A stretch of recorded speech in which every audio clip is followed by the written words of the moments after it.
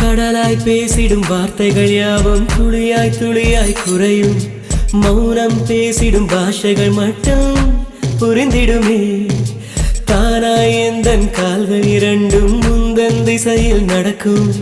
தூரம் நேரம் காலம் எல்லாம் சுருங்கிடுமே. இந்த காதல் வந்து விட்டால் நம் தேகம் மிதந்திடுமே. விண்ணோடும் முகிலோடும் விளையாடி திரிந்திடுமே. விழி மூடி யோசித்தால் அங்கேயும் வந்தால் முன்னே முன்னே. தனியாக பேசிடும் சந்தோஷம் தந்தால் பெண்ணே பெண்ணே. அடியது போ